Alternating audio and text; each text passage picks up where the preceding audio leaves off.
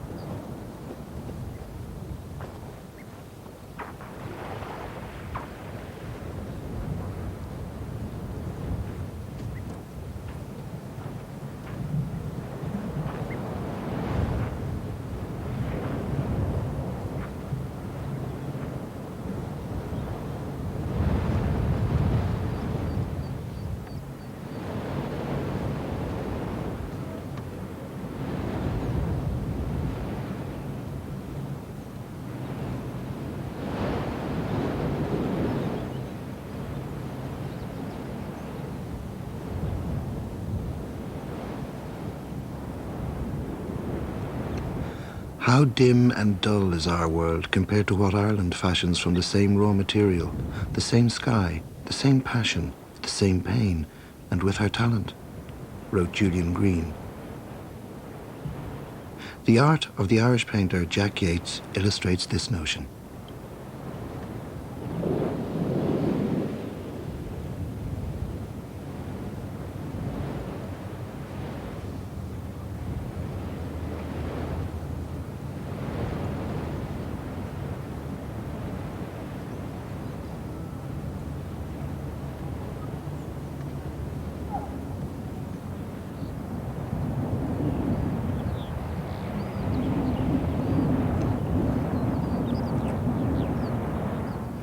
The continental writer's remark seems temptingly obvious, but is it really true? Yes, geographically speaking, it is the same sky over Ireland, but Atlantic storms stir this sky up. The land is as passive as a bog can be, the sky is all action, says the writer John Berger. This observation is particularly true for the west coast of Ireland, Yeats' country of choice. And Berger continues, Yeats seems too mobile, over-spontaneous, until one has watched the west coast of Ireland.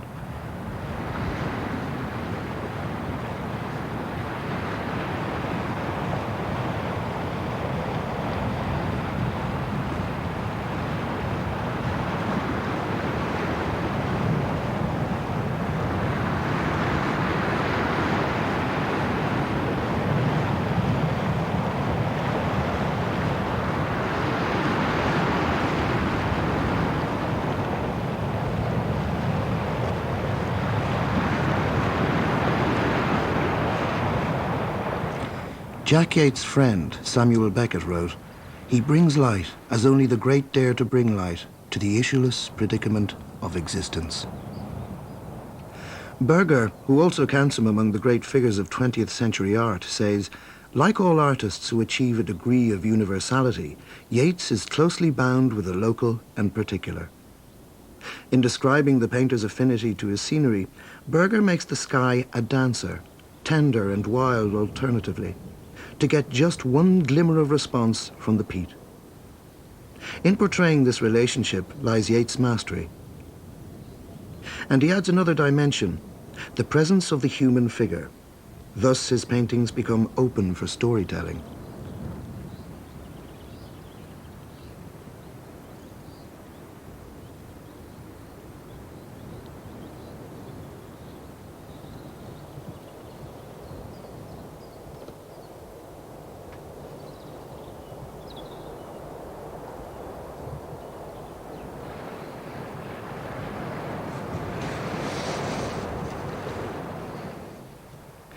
Yeats himself said, "Painting is an event. You can plan events, but if they go according to your plan, they are not events." He was an individualist with an almost romantic belief in the value of the unique. Because of this attitude, he opposed reproductions of his paintings, and as a convinced loner, it did not bother him too much that as a result, his career might have suffered.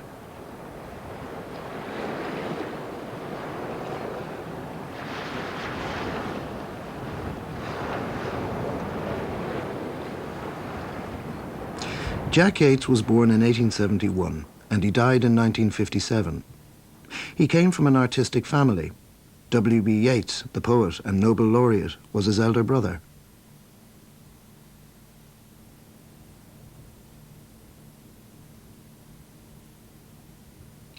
His sisters were engaged in the arts and crafts movement. Jack's father, a talented but rather unsuccessful portrait painter, was supportive of his children's artistic inclinations. I'm the son of a painter, therefore painting was made easy for me. My father believed that everyone should go to an art school whether they were intending to be a painter or not, because it was the foundation of all education, he said. I don't know whether that particularly worked in my case, but it was easier for me to paint than a man whose father was not a painter, because paints were always to my hand. I never was an infant prodigy. I was an infant draftsman of the kind, but I never posed as an infant prodigy, and I was never run as an infant prodigy. And I am not an infant at all. I can't tell you whether I'm a prodigy or not. But if I didn't think I was a prodigy, I wouldn't paint at all, I don't think. I never really got to know Uncle Jack until I started to paint.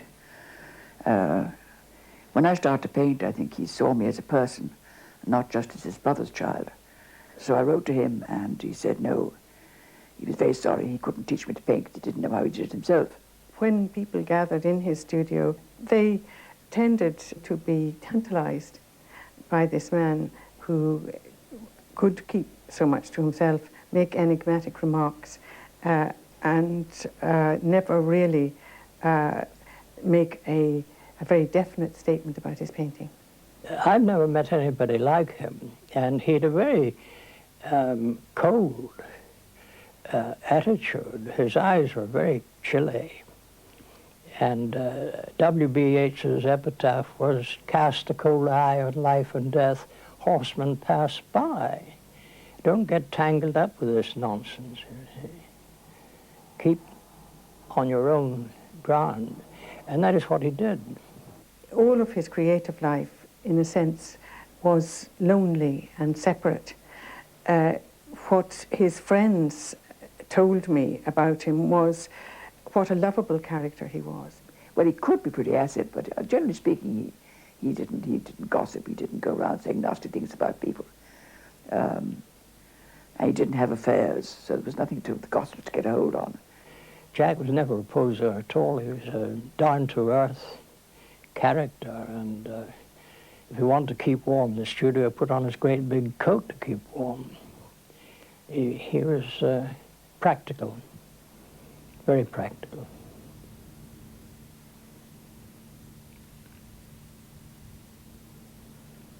Jack had grown up in Sligo, in the west of Ireland. His artistic father was under constant financial pressure, so the youngest of the family was sent to his wealthy grandparents. In Sligo, Jack spent his childhood and youth between the ages of 7 and 16.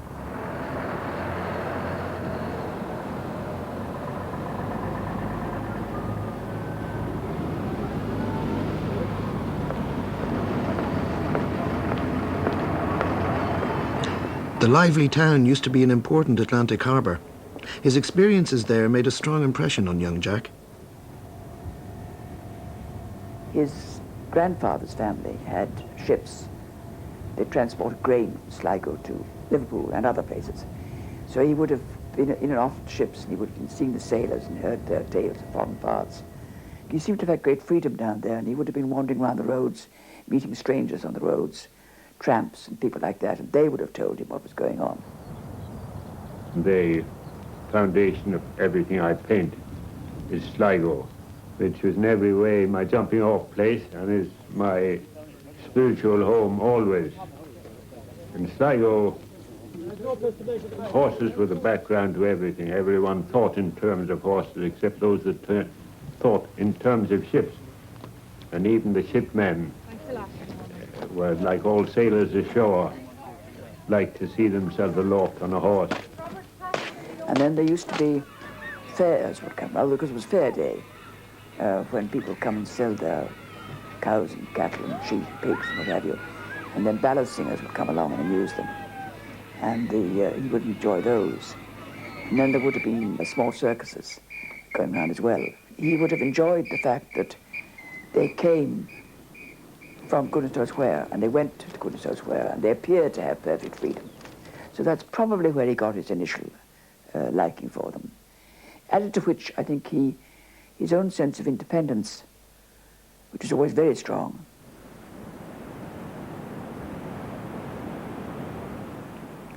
Jack had become independent from his family at an early age. He married a fellow student from the London Art School and started to earn his living as an illustrator for various newspapers. In his sister's Coola Press, the broadsheets were published with Irish ballads and poems, and the illustrations they inspired.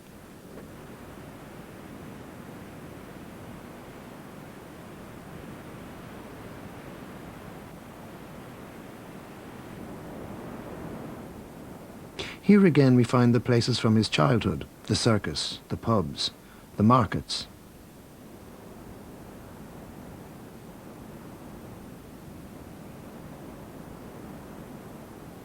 The farmers gathering seaweed, the horse races on the beach, the fishermen in their curragh, the traditional boat of the west coast.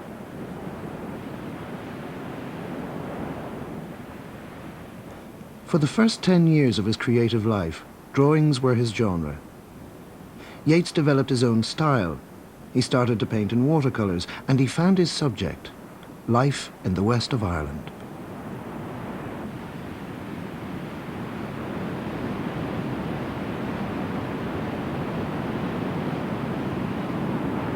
At the entrance to Sligo's port stands the Metal Man, a figure that points the sailors to a safe passage. Yeats would return to it many times.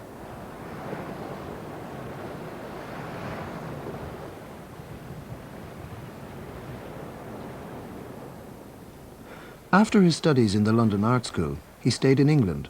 He lived in Devon on the south coast, but he visited his Irish homeland as often as possible.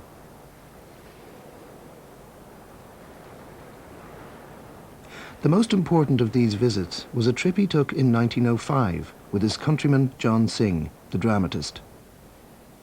They travelled to Connemara and North Mayo, two of the poorest western regions of Ireland. An assignment from the Manchester Guardian for a series of illustrated articles was the reason for this trip. For Jack, as for Synge, it brought encounters that should influence their future work. It was the time of the Irish Revival that put new emphasis on old Celtic culture and on the Gaelic language, which was still spoken there. As his brother William had been influenced by Gaelic myths and legends, so Jack was impressed with the living witnesses of this culture. He looked and listened, made notes and sketches. Over the years, he would fill several hundreds of these sketchbooks. This collection, together with postcards and photographs of places he had been to, formed the basis of his style.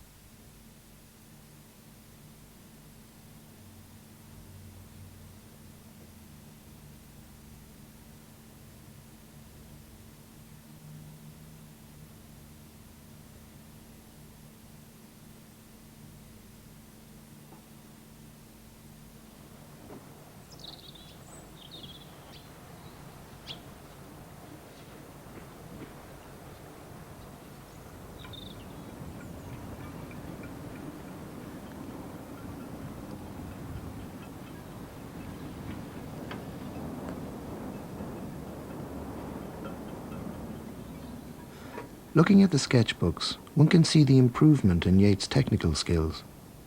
With just a few lines, he portrays a scene or a character.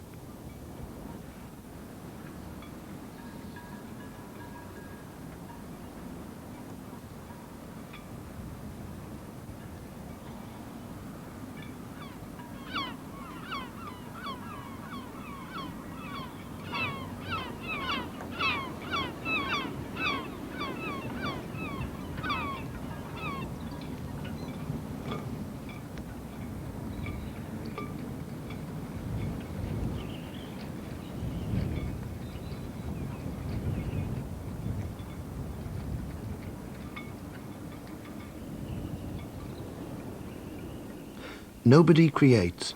The artist assembles memories, Yeats has said. Many of his later oil paintings take up the motifs he had seen on his visits to Connemara and Sligo. Wait, down Dog's Bay? Yeah, he got a hint about it there, but he never returned to the surface. Here today, Marcy. Yeah. He was all right, Jesus, in the day. Huh? He was all right in the morning, all right. You know, Plugger take a good picture of you then. The quiet man in a small town pub. The mountain window looking out to Ben Bulben towering over Sligo town. These paintings date from the 1940s. By this time, Yeats had long found his medium, his expressive brush stroke, his strong colours that transcended simple illustration. In subject matter, he stayed true to his beginnings.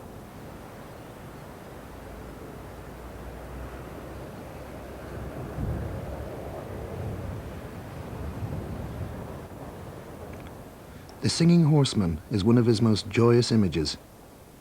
"I got a thrill out of man and horse when I painted them," he wrote to a friend. A welcome, rendered so plastically in form and colour that it suggests the presence of a waiting person. The old post horse. Yeats's mastership lies in arresting that special moment, be it the tension of the boxers in the fairground or the exultation of the wandering clowns.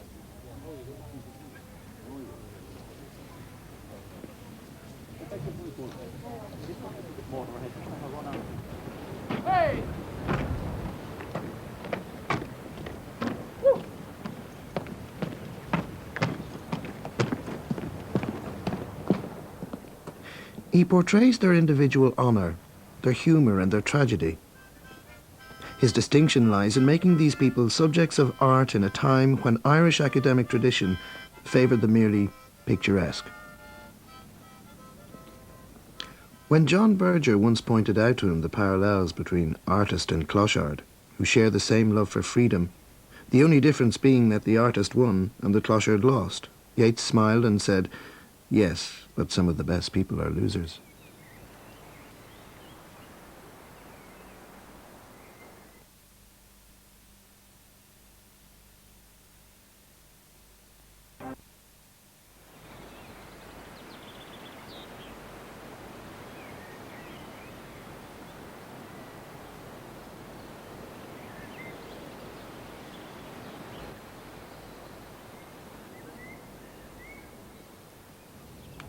Yeats's expressionism has its roots in Romanticism, an attitude that encouraged his nostalgia for the old Irish West and the Sligo of his youth. Memory Harbour, he called this watercolour. Memory was a very important thing to him from a very early stage, partly because he was working as a journalist. So memory technically was a useful thing, but then he discovered that when you remember something, you embellish it. You add the knowledge that you've acquired. Memory may be just a fleeting experience, but you bring to it something that you've acquired elsewhere, and so the image becomes filled out. There was certain magic in his head whereby these memories could flow onto the canvas with enormous rapidity. Enormous rapidity. It's not the sort of painting that you plot and lay in the background and then sort of build up. It would all have been done in the heat of the moment, and they all coming down done with fingers and thumbs and everything probably. And for that you would need to have absolute concentration. I think even in large canvas, it never took him more than 2 days. And so if somebody had come in, it would have cut the flow completely.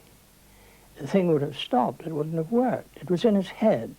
He didn't have the easel outside painting the thing, it was all in his head.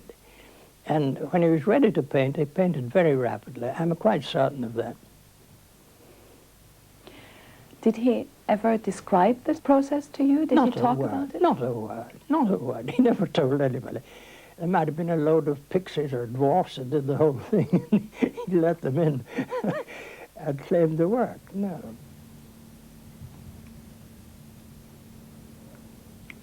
Jack's niece, Anne, has kept his painting implements.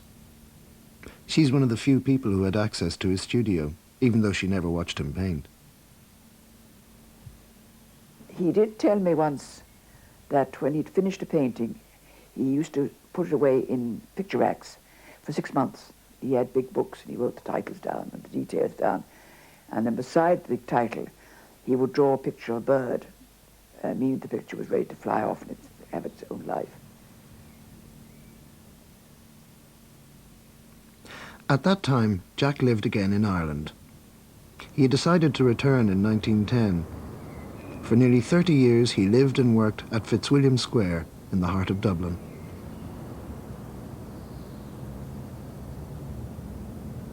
Well, he used to take Fridays off. He would go off for the day, and he had a long black top coat with a velvet collar and a black, I think it's called a Homburg hat, black hat with a brim. And he used to shuffle along. He had when I was a child, I thought he'd been a sailor because he walked from side to side. He always had big pockets, and he always had a sketchbook with him. So I suppose he would have sketched. He used to go around the docks, I think, and just generally moved around Dublin. He was quite used to seeing Mr. Yeats around Dublin, in different places.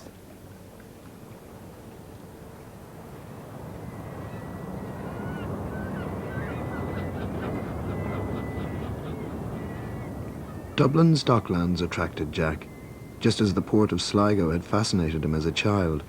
In his time, Dublin's docks were still full of life.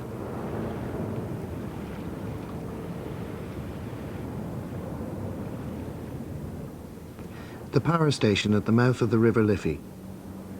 His motifs are not spectacular. Yeats is not interested in the explicitly pictorial of a scene, but rather in transforming the commonplace into artistic shape.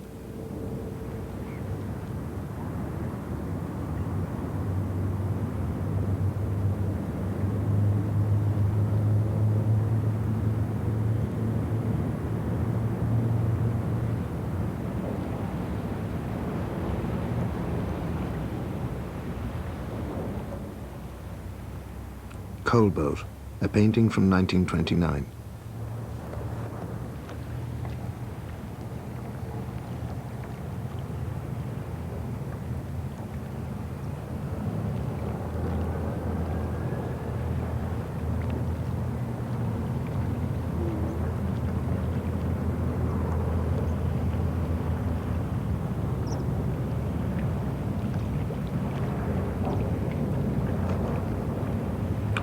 Drafts, an early oil painting from the 1920s.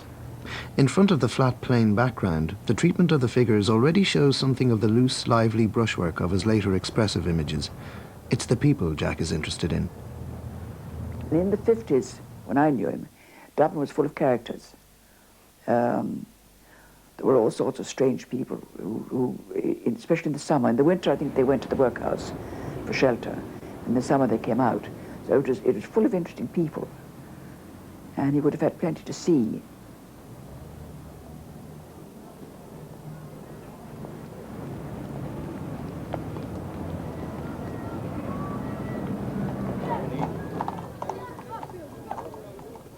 The Ground Man, possibly at Dublin's Phoenix Park racecourse.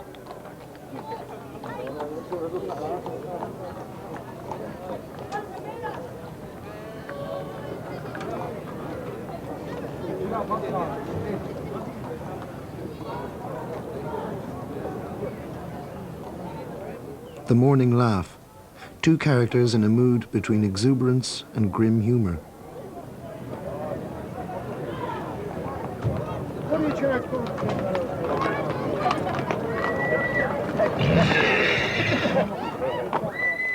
Jack's view of Dublin and its inhabitants resembles James Joyce's interpretation.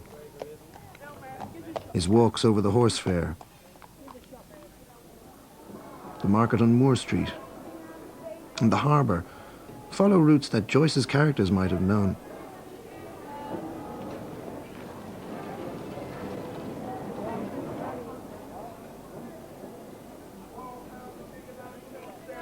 Molly Bloom's overbearing flow of speech that Joyce translates into an original language, Yeats turns into free-flowing form in his art. Joyce had bought 2 of Yeats's paintings, and he felt that he and Yeats shared the same method.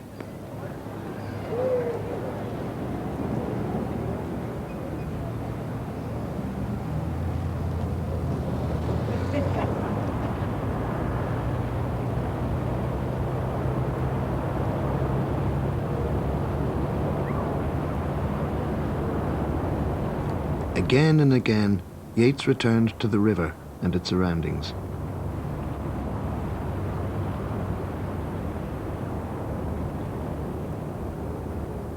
A westerly wind, a backlit moment on the quays.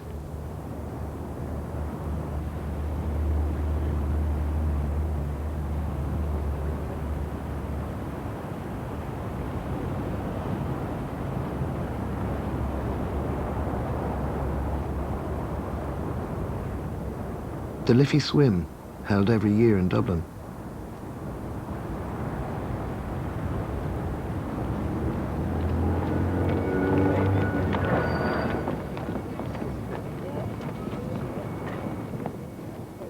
Crossing the Metal Bridge over the Liffey, or Woman with Wild Sky, as Yeats himself called it.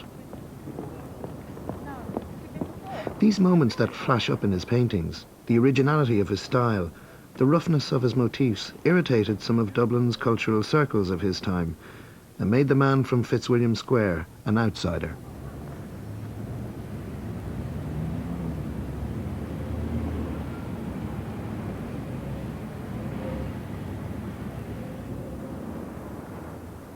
A contemporary remembers. The most important memory, in fact, of my meeting with Jack Yeats was at a dinner and after a dinner, which we both attended, which was on the occasion of his, I think, his 70th birthday in 1941, where a well-meaning group of artists damned him with faint praise in the main speech, because they were a group of academic artists, and Jack Yeats, of course, was an expressionist painter of great freedom of movement. And to some extent, they were more or less apologizing for the fact that he wasn't extremely academic as they were. And on that occasion, the main speaker, our host, tied a pink paper rose to his wife's blouse. And he went home feeling aggrieved, after which he apparently tied the pink paper rose to the top of his easel, and for the rest of his life in his studio, he painted under that pink paper rose. And in an inspiration arising out of the dinner, he painted a very beautiful picture of the clown and the barebacked rider in a tent outside the circus, and the barebacked rider was holding her whip up with the pink paper rose tied to the end of the whip over their heads as she conversed with the clown. She was his muse, and the clown was Jack Yeats, the painter. And he made this painting, which he called "This Grand Conversation Was Under the Rose." And I reviewed it in the papers. And I got a very nice letter from Jack Yeats asking me to come and see him in his studio.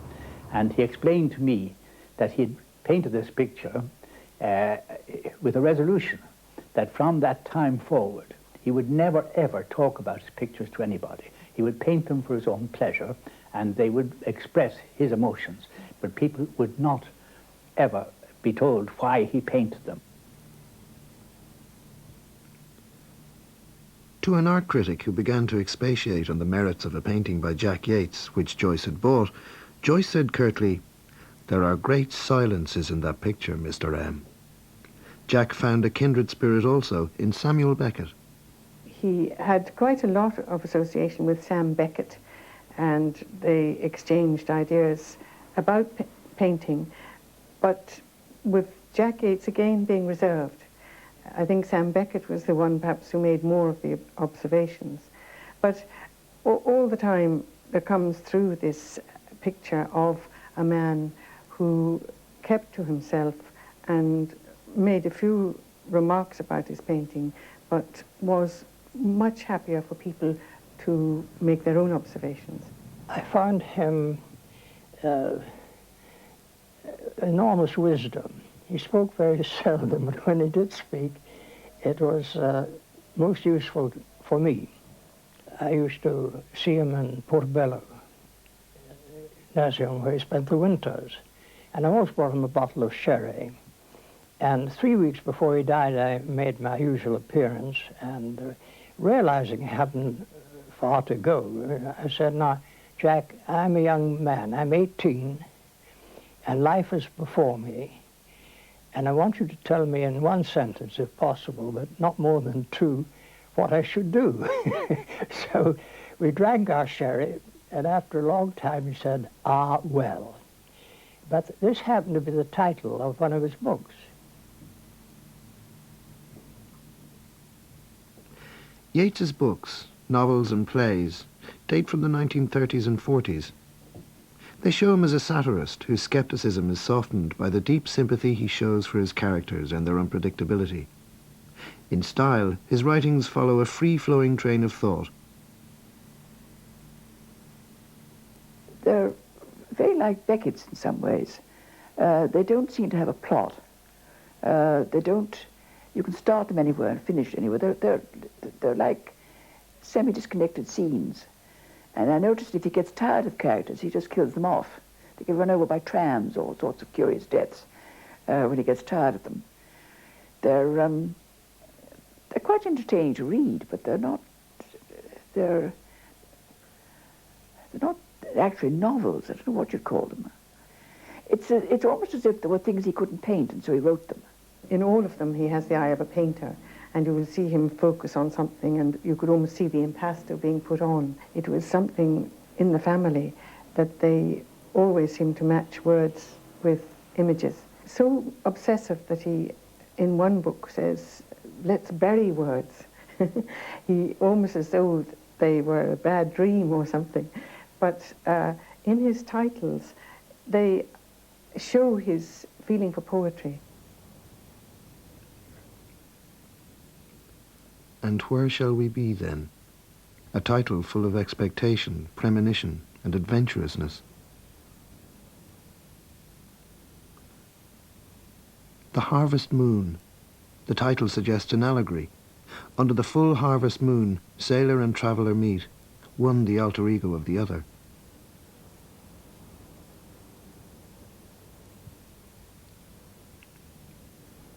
There is no night. Yeats painted this picture shortly after his wife's death in the late 40s. The title refers to Bible passages from the Revelation of St. John. "And there shall be no night there. And I saw the heaven opened, and behold a white horse." In the darkest hour, the coming dawn brings consolation. It is a painting of strong emotions expressed in strong, glowing colours.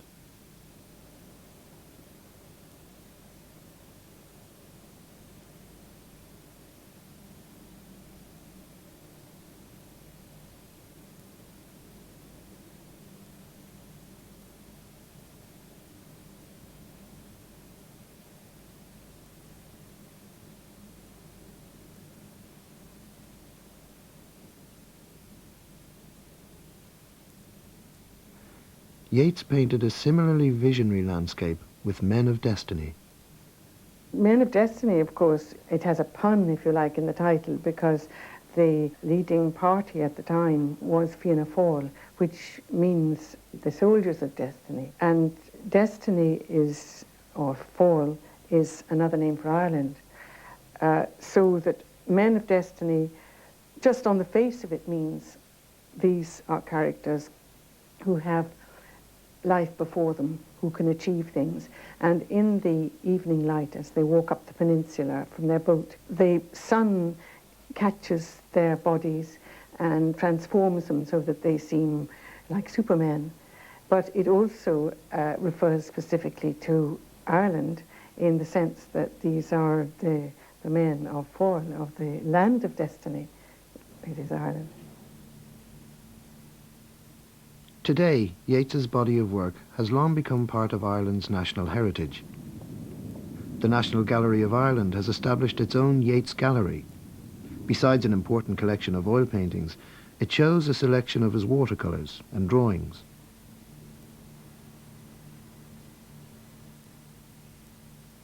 Man from Arran Moor. Yeats might have seen him on his first voyage to the west with Synge.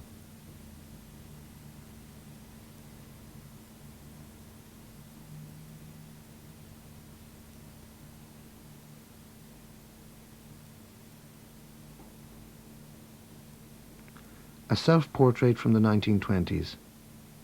Even in his posture, Yeats demonstrates his identification with the characters he portrays. He came in his life to embody the whole history and culture of his own country during the 20th century. And he did so probably more than any other Irish painter, Irish writer, Irish poet, or Irish dramatist. This goes back to Jack Yeats seeing the Irish character as it was seen at the turn of the century, which was in crude, derisive terms, a lumpen peasant culture producing heavy-jowled, peculiar-looking stage Irishmen.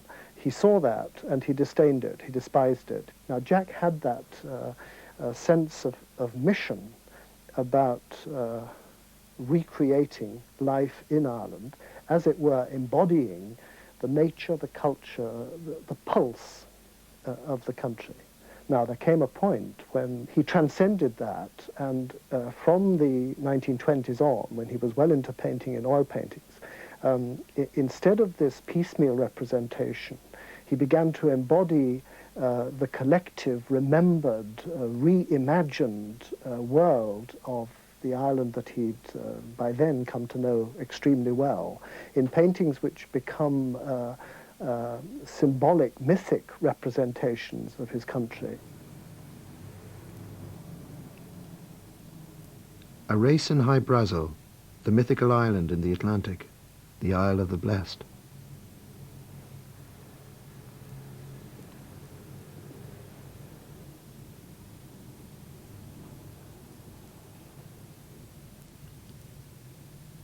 An apocalyptical rider dominates grief, an allegory in the horrors of war.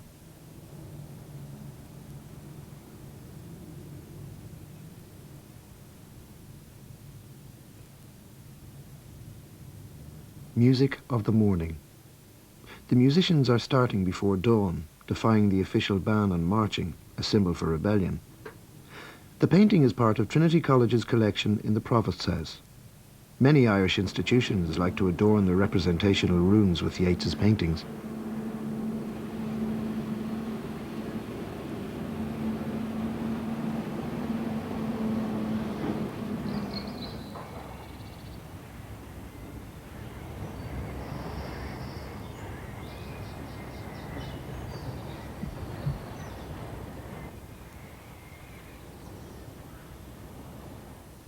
Close to Dublin, in County Kildare, lies the estate of the K Club, with golf course, tennis courts and hotel.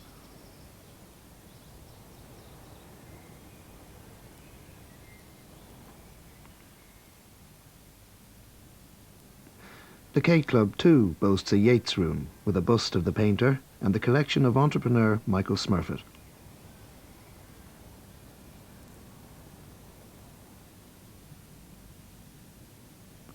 Highlight of the collection is the big canvas over the fireplace, Tinker's Encampment.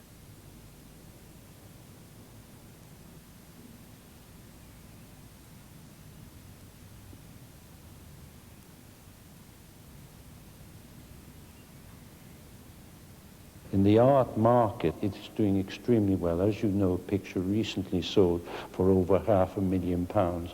Well, that was not, there haven't been many people painting sold publicly or privately over £500,000, but there's been an awful lot in the area between £150,000 and £500,000, and they're going up. I'm very glad I own a lot of paintings at this moment. It helps me with the banks. Leslie Waddington, the London art dealer, has done his best to further this development. Together with his brother Theo, he has worked towards international recognition for Jack Yeats in numerous exhibitions, with special emphasis on the Irish market.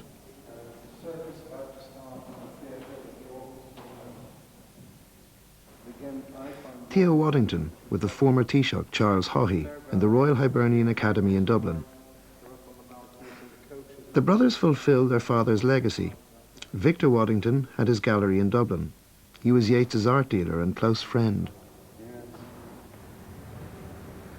My father used to leave the gallery on South Ann Street, which is just off the Green, and would go to visit Jack Yeats, who kept rooms at Portobello Nursing Home over the canal. And my father used to, most evenings, walk up from the Green and go and stay for an hour and chat about what had gone on in the gallery. And he'd just come back from Europe during the war, and he was desperately tired, and he sat by the window and he dozed off. And Yeats did a sketch and later did a painting. And I think when one looks at it, the figure is treated very sympathetically, like somebody you would care about a great deal. He was the Yeats man. I mean, he was totally committed. It wasn't just a business thing. They were great friends. There was almost a father and son relationship, but it was even more than that. He totally believed in his work. My father probably looked up to him too much. He was an interesting man. He had ships in bottles, you know, you collapse them, get them inside. I remember him as a gentle but whimsical man. He had a lovely sense of humor, and he always seemed to have a twinkle in his eye. That kind of non-logical sequence which education destroys and those people in pinstripe suits destroy is what children think. So it's like his writing. It's magic land. I thought of him physically as being old, but I couldn't put an age on it. And it was most probably because the mind and the way that he worked and everything was so young. I would describe him as a timeless man. He was a buccaneer at heart. I mean, I could see him with a cutlass between his teeth, boarding ships, slashing about.